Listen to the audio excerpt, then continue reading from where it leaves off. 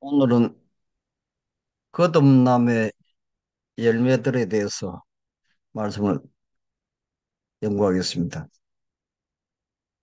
그 전문에는 거듭남의 증거들, 거듭남의 시작에 대해서 말씀드리고 오늘은 마지막 열매에 대해서 같이 말씀을 연구하도록 하겠습니다. 열매가 익으면 곧 낫을 되나니 이는 추수 때가 이르렀습니다. 그리스도께서는 당신의 교회 안에서 당신 자신을 나타내시기 위해서 오랫동안 소망을 가지고 기다리고 계신다. 그리스도의 품성이 당신의 백성 가운데서 완전히 재현될 때 그들을 당신 자신의 것으로서 주장하시기 위해 오실 것이다. 지금 이 팔복을 함께 연구하는 이 마지막 결론은 예수님의 재림을 이제 준비하는 그 모든 성화의 과정을 지금 설명하고 있기 때문에 이제 마지막 목표는 우리 품성이 예수님처럼 변화되는 것입니다. 그리스도 안에서 새로 지음을 받은 자는 성령의 열매인 사랑과 희락과 화평과 오래 참음과 자비와 양성과 충성과 온유와 절제를 맺을 것이다. 이것이 예수 그리스도의 품성 속에 나타난 열매들이죠. 하나님의 은혜로 말미암아 새롭게 된 마음에는 사랑이 모든 행위의 원칙이 된다. 사랑은 품성을 변화시키고 감정을 지배하고 정욕을 제어하고 정오심을 사라지게 하고 성경을 보이게 한다. 이 사랑을 사람의 마음에 품으면 이것이 생애를 유쾌하게 하고 주위에 있는 모든 사람에게 정확해 하는 감화를 끼치는 것이다. 형제 나는 하늘의 원장에 있는 그들의 이름 곁에 부족하다라고 기록되어 있는 것을 보았는데 그들은 인내에 있어서 오래 참음에 있어서 자제에 있어서 겸손과 온유에 있어서 부족하였다. 이와 같은 하늘의 특성들이 부족할 때 하늘의 문들은 그대에게 분명히 닫혀질 것이다. 자, 어떤 한 청년이 와서 주님께 이런 질문을 했습니다. 어떤 사람이 주께 와서 가로되 선생님이 내가 무슨 선한 일을 하여 영생을 얻으리까? 예수께서 가로되 네가 생명에 들어가려면 계명들을 지키라 그랬습니다. 그래서 가로되 어느 계명이 옵니까? 예수께서 가로되 살인하지 마라, 가늠하지 말라. 이 십계명에 대해서 쭉 이야기했습니다. 그래서 이 청년은 나는 어릴 때부터 다 지켰다고 했습니다. 이 청년은 아마 모태교인으로 태어나가지고 한평생을 교회 안에서 성실하게 살아온 것 같습니다. 그 청년이 가로되 이 모든 것을 내가 지키어 싸우니 아직도 무엇이 부족하니까 그렇게 질문합니다. 그래서 예수께서 이 말을 들으시고 이르시되 네가 오히려 한 가지 부족한 것이 있으니 그리하면 하늘은 네 재산을 다 팔아가지고 가난한 사람들에게 나눠주고 나를 따르라고 했습니다. 그 말하자면 이 청년의 마음은 지금 자기는 십계명을 어릴 때부터 철저하게 다 지키기 때문에 영생을 얻게 이 정도면 충분하다고 생각하는데 예수님께서는 한 가지 부족한 것이 있다 그랬습니다. 그 한 가지 부족한 것은 다른 것이 아니고 그의 마음속에 하나님의 사랑이 없었다는 것입니다. 지금 그래서 가장 크고 가장 치명적인 속임수는 인간이 형제들에 대하여 그리스도와 같은 사랑을 갖지 않고도 영생에 이르는 믿음을 갈 수 있다고 생각하는 것이다. 우리가 형제를 사랑함으로 사망에서 옮겨 생명으로 들어간 줄을 알거니와 사랑치 아니하는 자는 사망에 거하느니라. 요한일서 3장 14절에 있는 말씀이죠. 그리스도와 연합이 있는 곳에는 어디든지 사랑이 있다. 우리들이 아무리 다른 열매들을 많이 맺는다 할지라도 사랑이 없다면 그 열매들은 아무 소용이 없는 것이다. 하나님과 우리 이웃에 대한 사랑은 우리 신앙의 근본적인 본질이 되어야 한다. 그렇습니다. 부분적이며 형식적인 신자로 살다가 부족함이 드러나 영생을 잃을 수도 있다.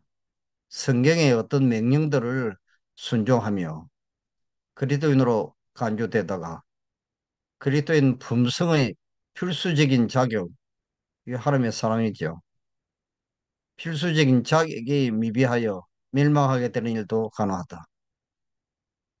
그리스도께서 세상으로 돌아오실 날은 오래 지체되지 않을 것이다. 이것이 모든 기별의 요지가 되도록 하라. 아직 자비가 머무른 동안, 아직 구주께서 중보하시는 동안 영혼을 위한 일을 철저히 준비하자. 지금 예수님이 재림을 좀 준비해야 될 가장 시급하고 참 필수적인 요소는 예수님의 품성을 닮아가는 것입니다.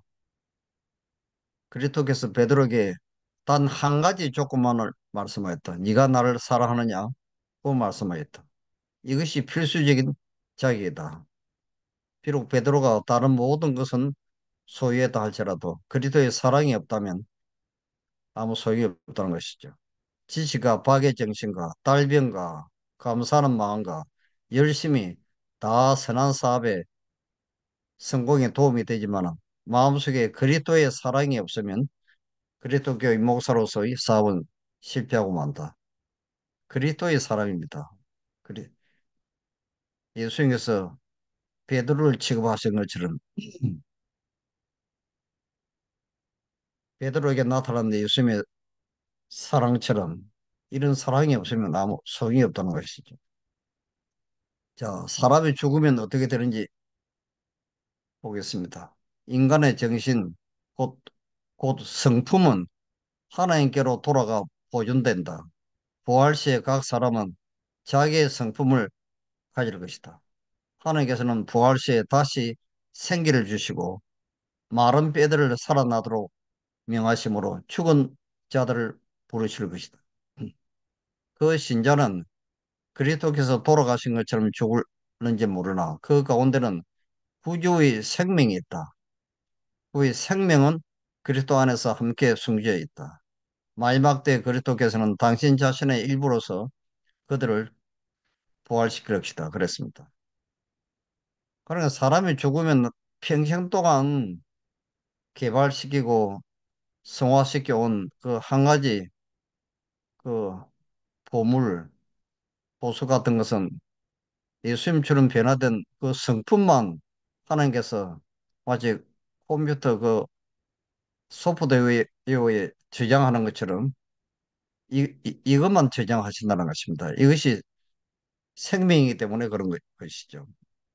자, 마지막 나팔이 울리고 거대한 군대가 영원한 소리로 나올 성령의 때까지 모든 잠자는 성도들은 안전하게 보존될 것이며 하나님께 그 이름이 알려진 귀중한 보석으로 간수될 것이다. 그들은 하나님의 성품에 참여한 자들이기 때문에 죽은 자들로부터 이끌음을 받는다.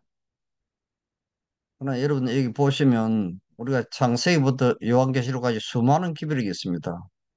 거기는 뭐 이스라엘 백성들의 역사, 뭐 예언, 뭐 할 것 없이 수많은 기별이 들어있죠.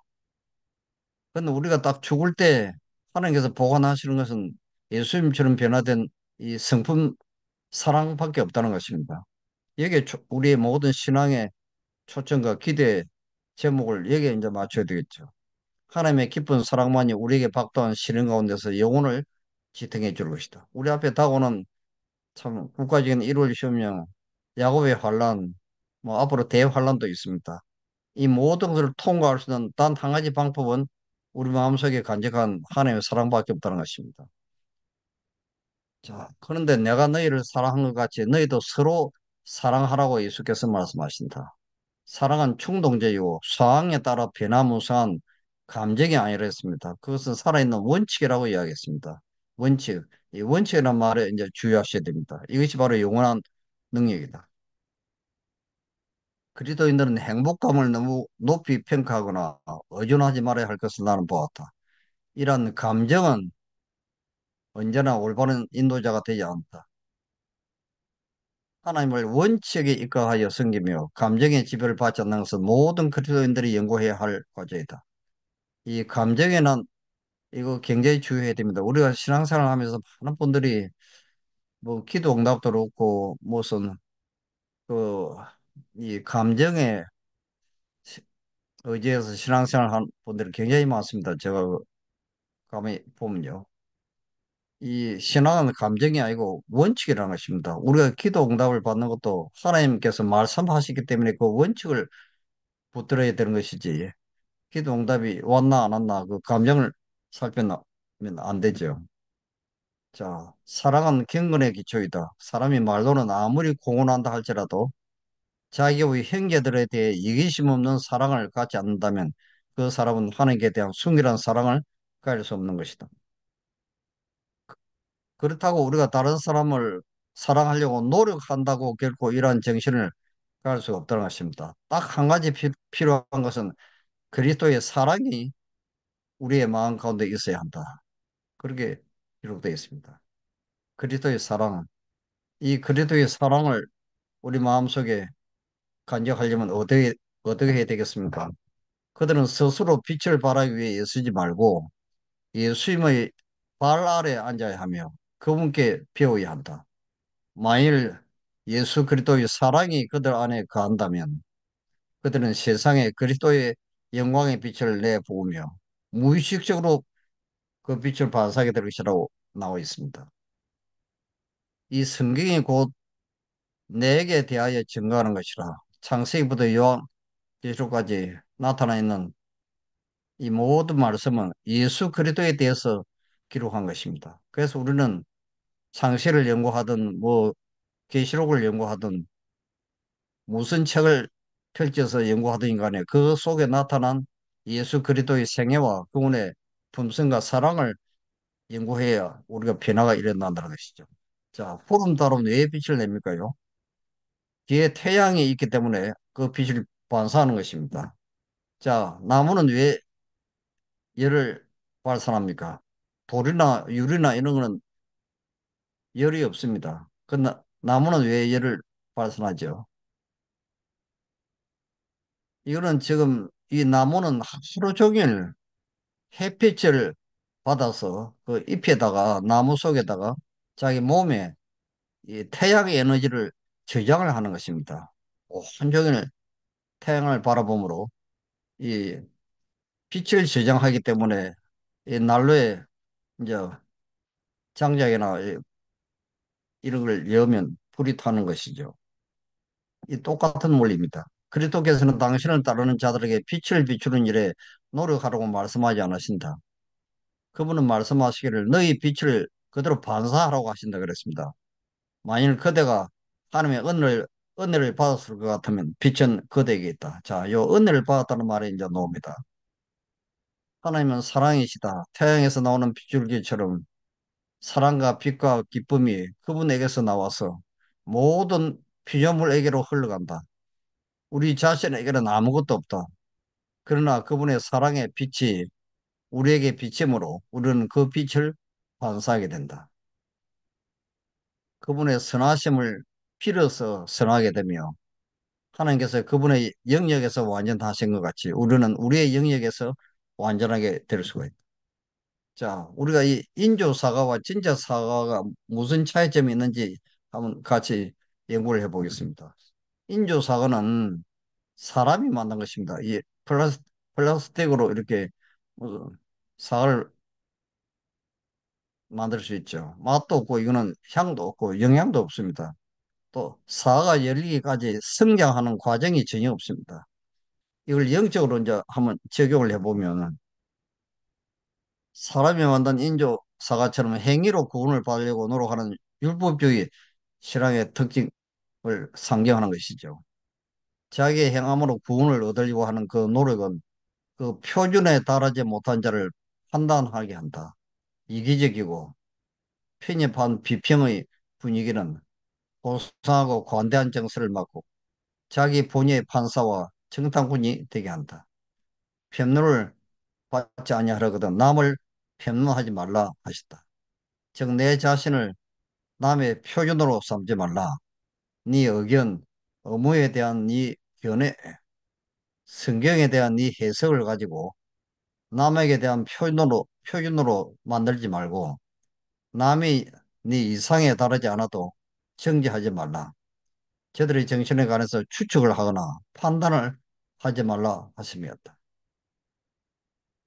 여러분도 이 가만 보시면 남을 판단하고 비판하고 이 정죄하고 하는 그런 사람들의 그 마음이나 품성을 보면 그게 아름답지가 않죠.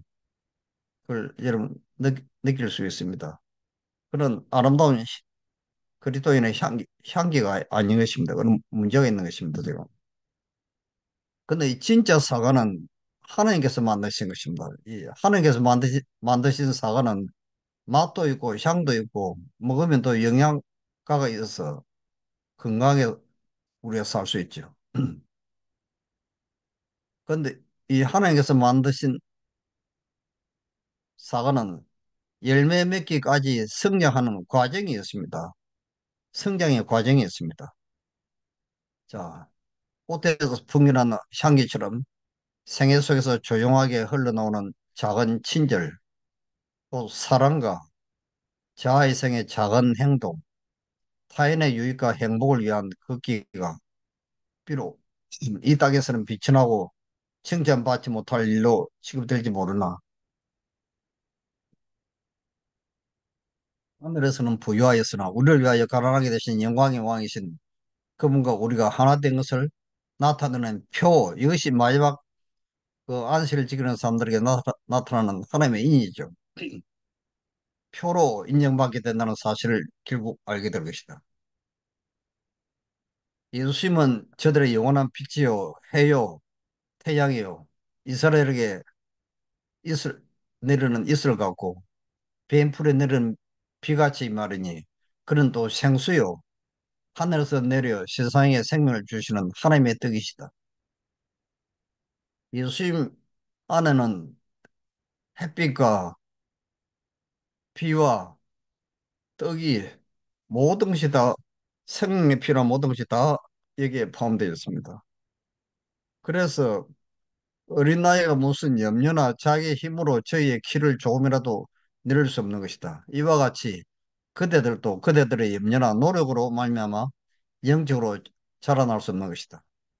초목이나 어린 나이는 저희의 주위에 있는 것들에게서 저희의 생명을 위하여 공급되는 것들, 공기, 햇빛, 영양으로 말미암아 자라나는 것이다.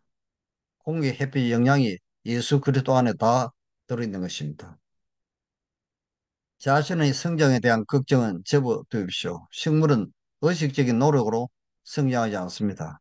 식물은 자신의 성장에 대해 끝없이 또 걱정하지도 않습니다. 하나님의 관리 아래 그냥 자란다는 것이죠.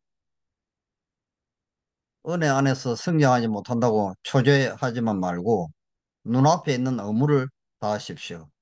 영혼에 대한 마음의 부담을 느끼고 할 수 있는 모든 방법을 동원해 잃어버린 자를 찾아 구하십시오. 친절하게 예의를 갖추고 동정적인 태도로 복된 소명을 겸손히 들려주면서 예수님의 사랑을 소개하십시오. 그분의 선하심, 자비, 어려움에 대해서 이야기하십시오. 우리는 우리 자신을 중심 삼지 말고 또 구원을 얻을까, 못 얻을까에 대하여 걱정과 염려를 하지 말라는 것입니다. 이 문제에 대해서는. 이거는 하나님께 속한 것이죠. 이러한 염려는 사람을 우리 힘의 근원이 되시는 자에게서 떠나게 하는 것이다. 그대의 영혼을 하나님의 보호에 맡기고 그를 신뢰하라. 예수에 대하여 이야기하고 생각하자. 그를 생각하는 가운데 자신을 잊어버리라. 우리의 이 건강도요. 자꾸 나 자신에 대해서 내가 오늘 이 병이 나을까 내일 나을까 이 자기 자신에 대해서 그 신경을 쓰지 말라는 것입니다. 그렇게 하면 그 회복이 더 빨리 일어나지 않죠.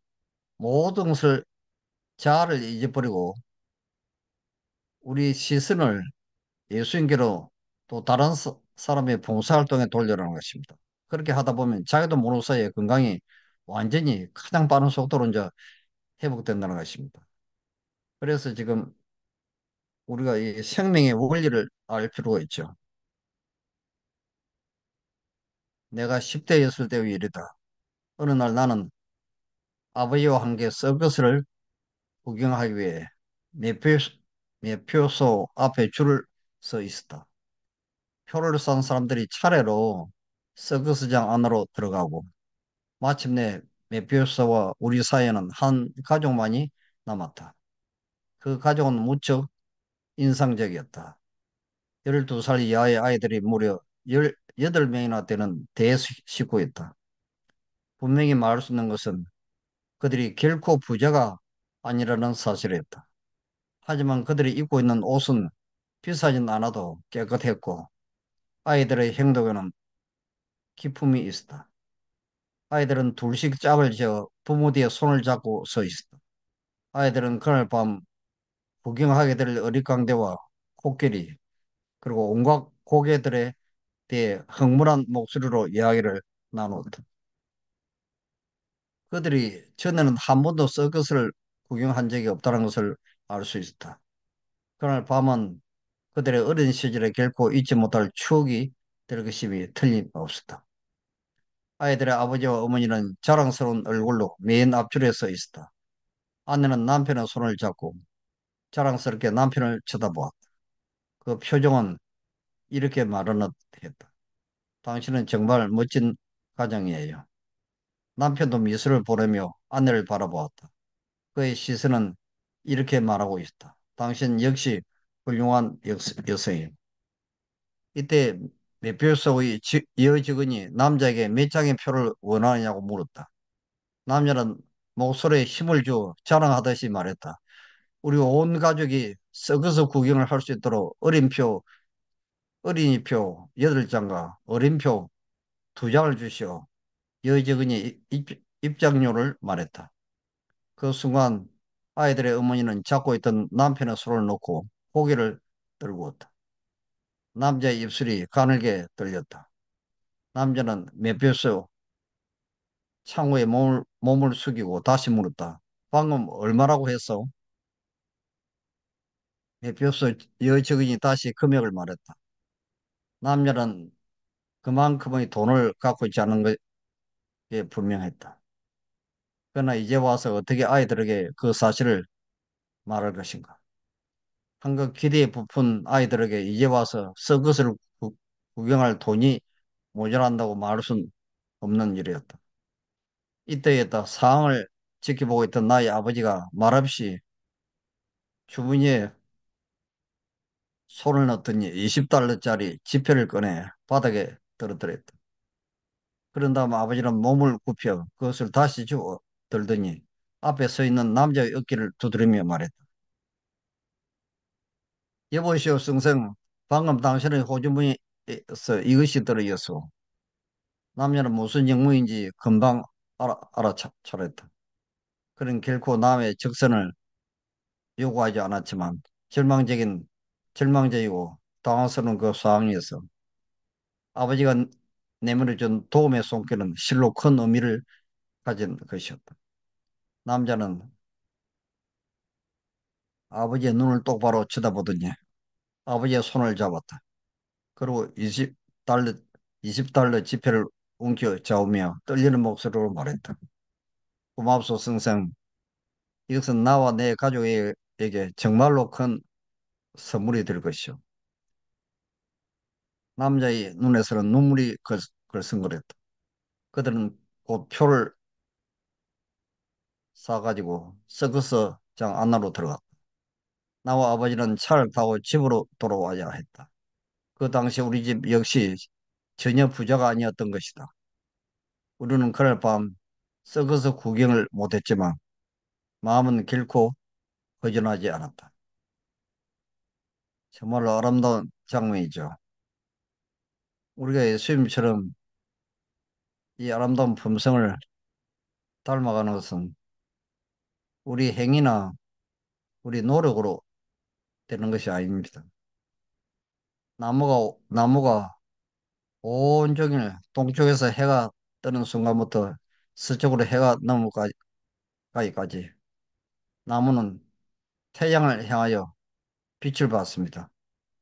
그때 나무는 자기도 모르는 사이에 무의식적으로 성장하고 꽃이 피고 열매를 맺는 과정이 나타났죠.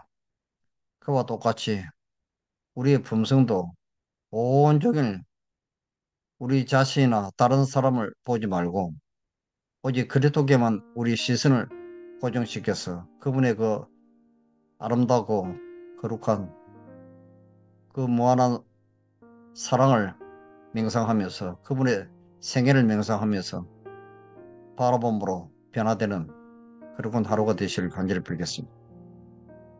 기도하겠습니다. 우리 예수는 아버지, 우리는 다른 사람을 사랑하려고 노력한다고 우리 품성이 변화되어야 한다고 말씀하였습니다. 오직 한 가지 방법, 그것은 참 보름달이 태양을 반사하는 것처럼 또 나무가 온종일 태양을 바라보므로 자기 몸속에 태양 에너지를 저장하는 것처럼 우리가 날마다 변화되고 성화되어가는 이 모든 과정들은 오늘도 온종일 우리의 시선을 그리스도께 고정시키고 그분의 그 아름다운 품성과 생애를 연구하는 데 있다는 놀라운 실물 교훈을 저희들이 또 배웠습니다. 이것만이 우리의 유일한 소망이요. 지금 예수님의 재림을 준비하기 위한 이른 비를 날마다 받는 수단과 방법인 것을 깨달았습니다. 오늘도 우리가 주님께 우리의 시선을 고정시키고 모든 죄로부터 승리하며 저 높은 곳을 향하여 날마다 승리하는 믿음의 새해 가운데 저희들의 기쁨이 충만하게 축복하여 주시옵소서. 귀하신 예수님 이름으로 간절히 비옵나이다. 아멘.